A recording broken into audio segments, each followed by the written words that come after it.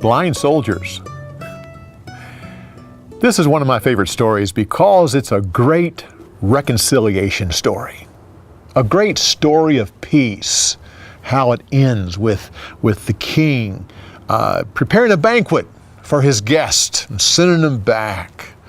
What an unusual story. The Syrian king here is Ben-Hadad. Now, he's the same king that sent a message to the king of Israel about his commander Nahum.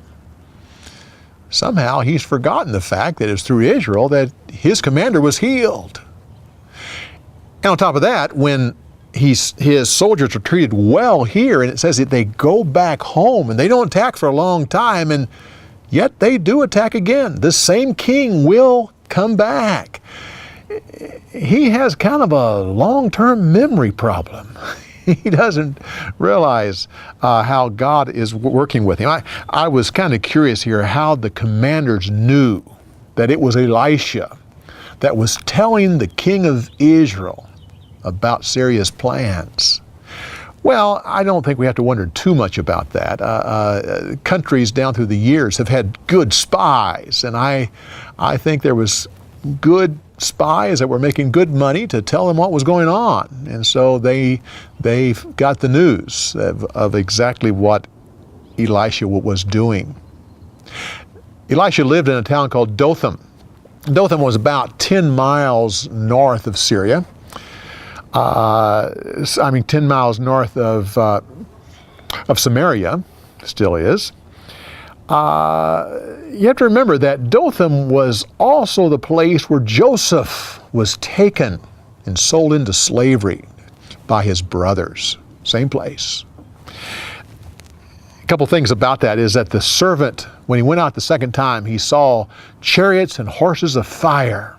Now, that of fire doesn't mean a literal fire, but when he looked at them, they were glowing like they were on fire. It was like an unearthly brightness to these chariots, and they refer to that as chariots of fire. A lot of people have questioned Elisha's liberality with truth. Several times he doesn't quite tell the truth, and this is one of those stories where he walks up to the soldiers and he said, "Oh, you have come to the wrong place. This isn't the city. Come with me."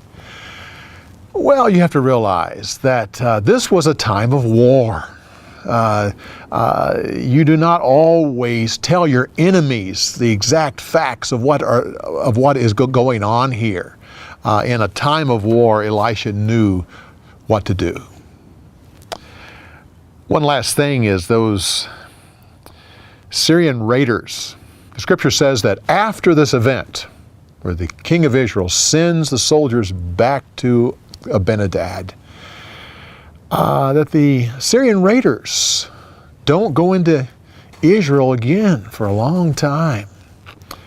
You have to remember that raiding parties were very common during that day. David himself led a raiding party where he went in and just raided and plundered and took the stuff. It was very common during those days. And they weren't necessary. They were kind of like the pirates that were loyal to a particular king, and that king would allow it to go on, but they were there for their own purposes. This is the same thing here. These were like on-land pirates, and David was that as well. But it's interesting to me that when these raiders heard what the king of Israel did to those soldiers, there was such a respect for that on their own, they stopped raiding the villages and the cities of Israel. I find that fascinating. A wonderful story of peace and reconciliation. Come back next week when we continue on with Story Insights on the Story of the Week. Please, come back next week.